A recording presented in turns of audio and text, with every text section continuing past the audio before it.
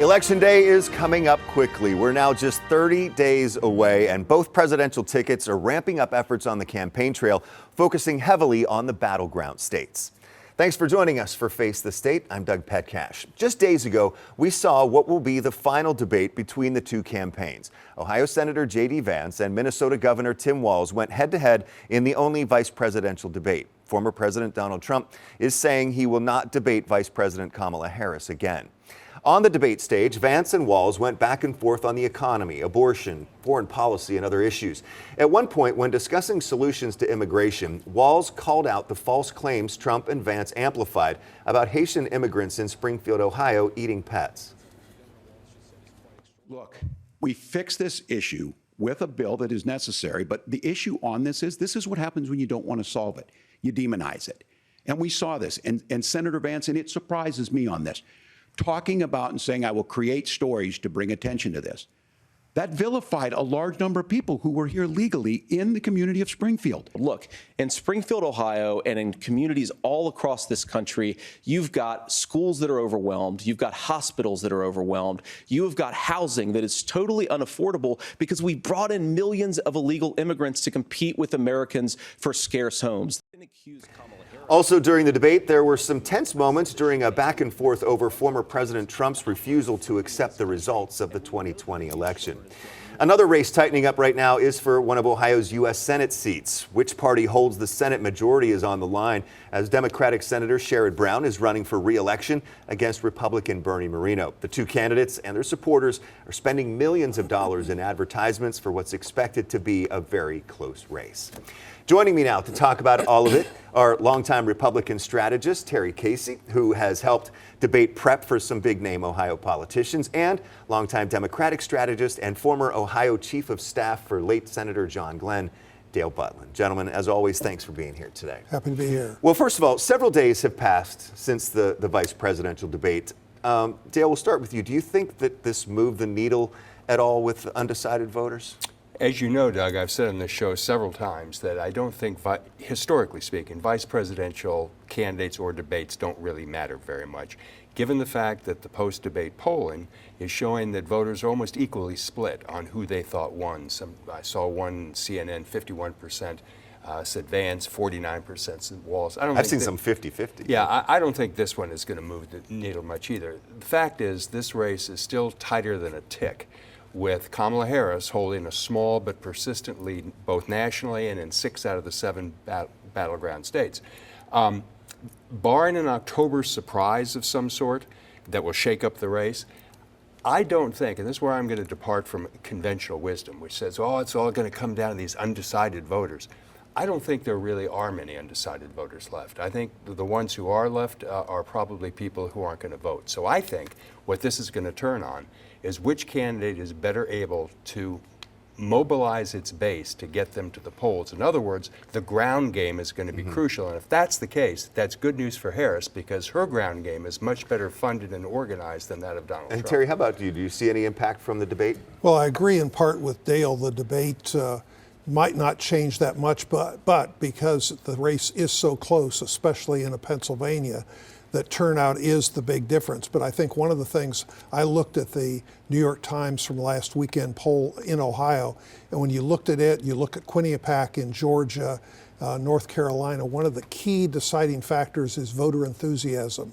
And the groups that support Harris and Democrats more, which are younger voters, are not as enthusiastic as those over 45 and those over 50. So turnout is going to be it.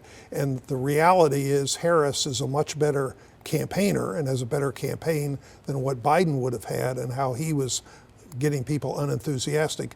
But she's not Barack Obama in 08 and 12 when he was the real deal. He really created the enthusiasm and the excitement, and I don't see that in Ohio. and in some of the other states. But again, Pennsylvania is going to be it. That's the state that's going to decide it. Let's talk a little bit more about going forward now. With the both members of each ticket are out campaigning, focusing largely on the battleground states. So what do you think the focus, Terry, needs to be on the Republican side over the next 4 weeks? Well, as happened in the debate, I thought Vance did a very good job over and over weaving in the issues of the economy and immigration, because that's the big issue.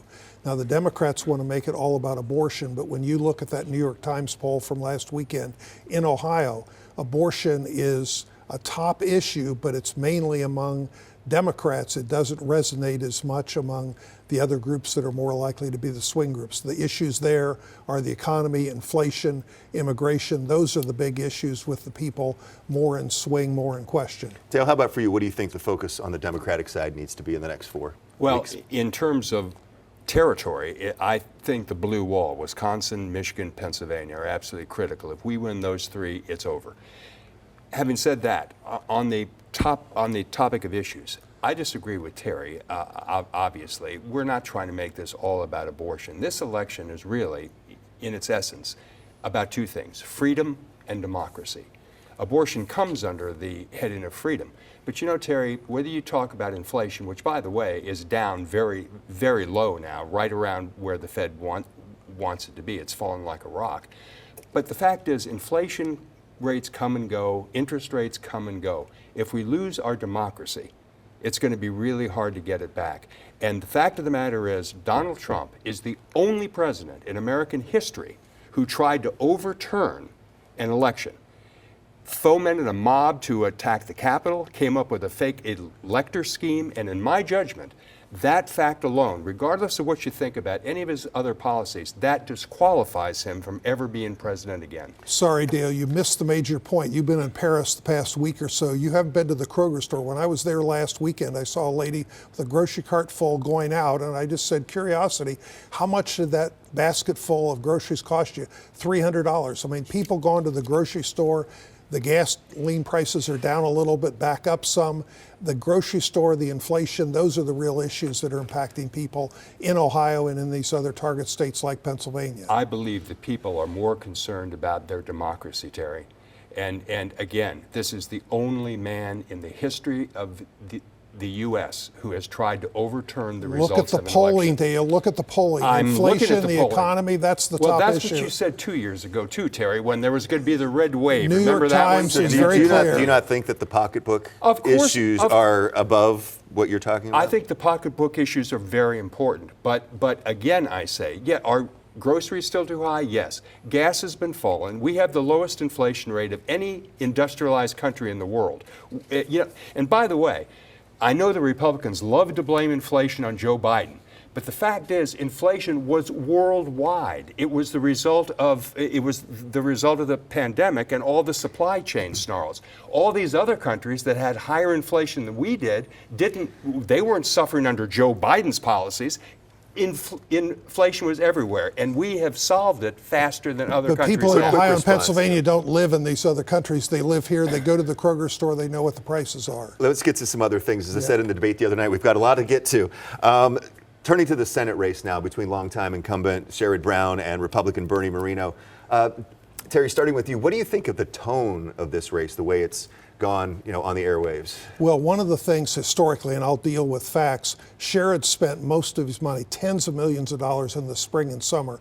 And now, per NBC News, they're looking at the report. The last 4 weeks, Bernie Moreno is going to have the advantage on TV, and clearly the polling, not my polling, New York Times polling, that race is tightened up. And again, when you look internally in the sample, it is a jump ball race, and I think the advantage, it is tight. But Sherrod Brown, the big difference compared to the last time, yes, he won by 6.5 points, but the last time he was running against a total unknown, only spent $4 million. Sherrod spent $28 million. Now the money is even, and I think the times and the turnout model is different. And the money is huge too. But Dale, what do you think about the tone? Doug, I have always thought that the key question in politics, especially at the national level, is whose side are you on? And the fact is that for as long as he's been in the Senate, women, working people, retirees, veterans have had no better friend than Sherrod Brown. Ohioans know Sherrod Brown, and that's why he's maintained a small but persistent lead in every poll that I'm aware of.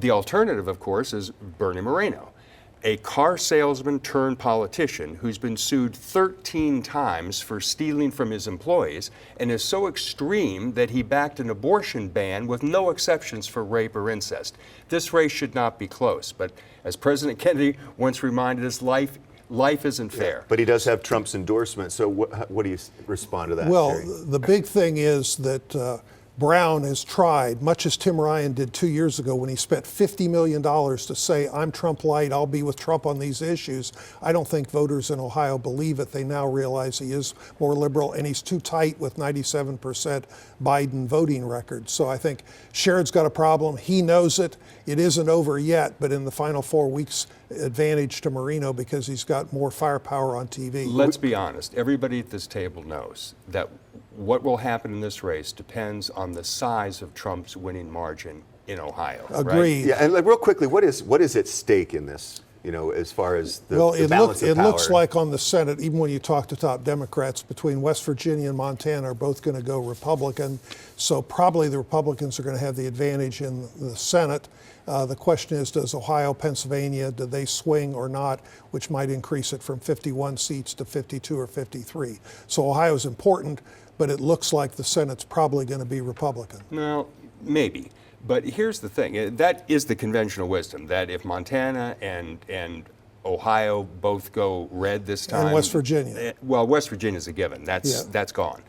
The other two, people say that if those two go too, then that's it. But there are two sleeper Senate races in this country right now. Texas is one of them, where current congressman and former pro football player, a guy named Colin Allred, is 3 points behind the wildly unpopular Ted Cruz. And the other state is Florida, where Debbie Meekersall Powell, I think is how she pronounces her name, is only 4 points behind Rick Scott. Now, if one or both of those seats can be flipped, that could change the whole complexion. We only have 1 minute left. I want to get real quick from you, Terry. What is another race or issue that you're watching closely? Well, issue one is a huge issue. It's very complex. The redistricting amendment. 13,000 words in the Ohio Constitution on this. Clearly, the yes side has tens of millions of dollars of secret out-of-state money. They've got the advantage on the TV airwaves. We'll see what the no side does in making their arguments, but that one's won.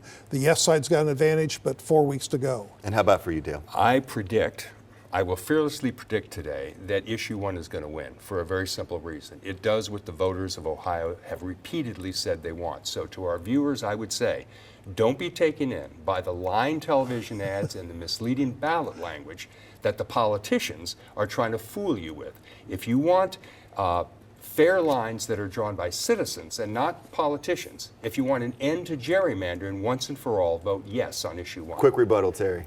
The voters should look at it and realize that this is complicated and it's not really going to solve anything, because we have currently a bipartisan plan approved by Democrats and Republicans that's in work and happening right now. I'm sorry, gentlemen, we're going to have to leave it right there. This is a discussion that's definitely going to be had in a lot of ways over the next month or so. Well, still ahead today, early voting is just days away, and with a record number of people registered to vote in Franklin County, the rush is on to make sure everyone's vote can be cast and counted. After the break, we're sitting down with the Franklin County Board of Elections spokesperson to see what's left to be done to keep the election secure.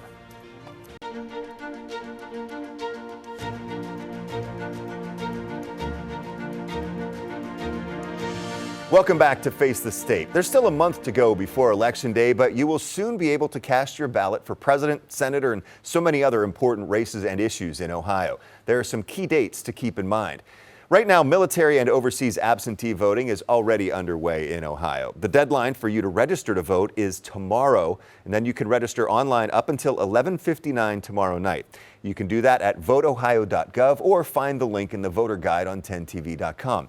Then early voting begins the very next day, Tuesday, and Election Day this year is Tuesday, November 5th.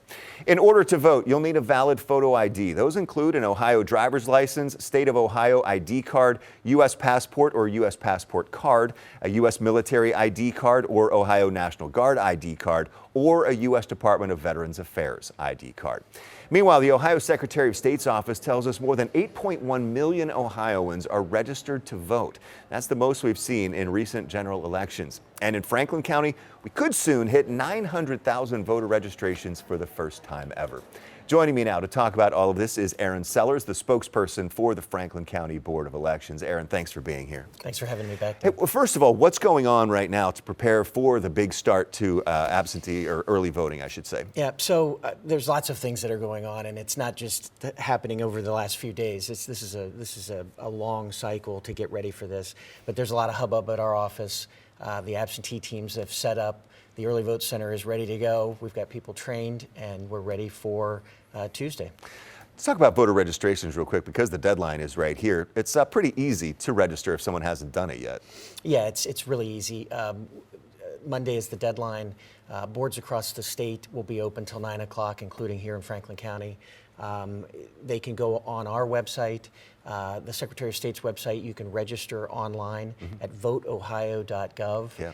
If you are new to Ohio and you have your driver's license, you can register online because the BMV has a wet signature that we can use to be able to do that online. And people can register in person at the Board of Elections until 9 p.m. Correct. On Monday. Correct. Okay.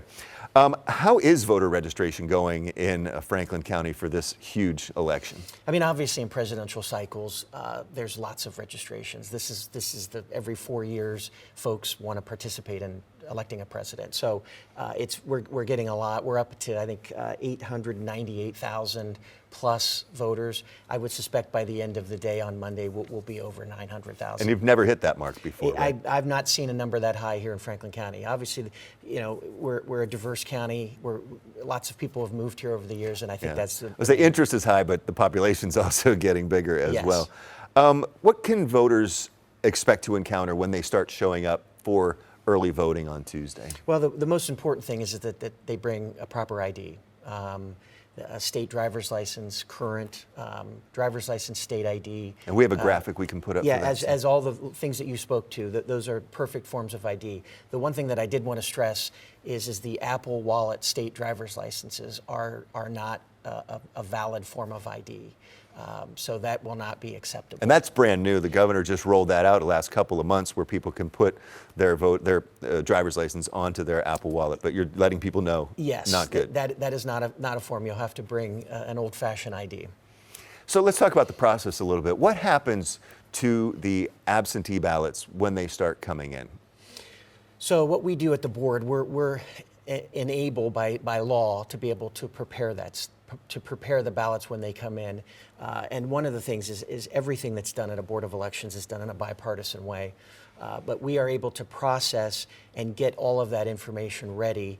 And then at 7:30 on election night, we tabulate. And then that's what generates all the information. So the initial information that you'll see at 7:33 on election night from our office will be all of the in-person voting that's happened at our office, as well as all the ballots that have been returned probably through midday of election day. Let's talk about that bipartisan process because it is kind of every step of the way, right? Where are those Republican and Democratic teams, duos set up? There's not one thing that's not done in a bipartisan way when it deals with ballots, logic and accuracy testing, our voter vault. We've got rooms in our office that have keypads that are swipe, and it has to be a Republican and a Democrat with access to swipe those badges at the same time to be able to get in vital rooms at the Board of Elections. And I've been in that room, and there's cameras all over the place as well. We have lots of cameras at the board. You'll probably start hearing once again this year, that the voting machines, the tabulators are hackable. That seems like that comes out, this misinformation or disinformation every time, but there is no connection, right? No, the machines are not connected to the internet in any capacity. Right now, as we speak, we've got teams, bipartisan teams, that are going through the logic and accuracy to make sure that every machine has the correct ballot style. As we've talked about, Franklin County is a large county. We have over 1,100 ballot styles. Which could be the most in the state. So wow. It's very intricate, but our teams go through those. They're zeroing out tabulators to make sure that they secure them, they lock them, and send them about 10 days before the election, equipment starts to go out. They're in locked cages. They are in secure locations at the voting locations. I think folks should be rest assured that elections are secure here in Franklin County and not only across the state. How do you double check that those absentee ballots are coming in are with that voter? Well, when a voter requests an absentee ballot, there's a form that they have to fill out, an application, which has their name. They have to provide their last 4 digits of their Social Security number or their driver's license number. They have to sign it and date it. That information is verified through the files, the voter files that we have. When that voter gets that ballot, there's an ID sleeve once they've completed it that it goes into. It has all that same information. That information then is looked at before that ballot is separated from the ID sleeve. So it's almost like they've had to provide 2 forms of identification. And finally, the ballot drop box, the singular, is open 24/7 and monitored by cameras. But that is the only one is at the Franklin County Board of Elections, or each county has one. Correct. Ohio law prescribes that only one of those can be at a Board of Elections. We will have drive-throughs, a drive-through that's bipartisan to collect those ballots. I don't have probably the last couple of weeks before the election, those will open up. All right. Aaron Sellers with the Franklin County Board of Elections. Thanks for helping voters get prepared for, well, the big days that are coming up this week. Thank you. Thanks, Doug. All right. Well, we've made it easy to find everything you need to know about voting. Just text the word VOTE to 614-460-3345, and we will send you our story that includes links to register and to check your polling location. With the deadline to register to vote almost here, a text going around has some people questioning its legitimacy. Still ahead, what the Secretary of State is saying about the message and how you can ensure the source is safe.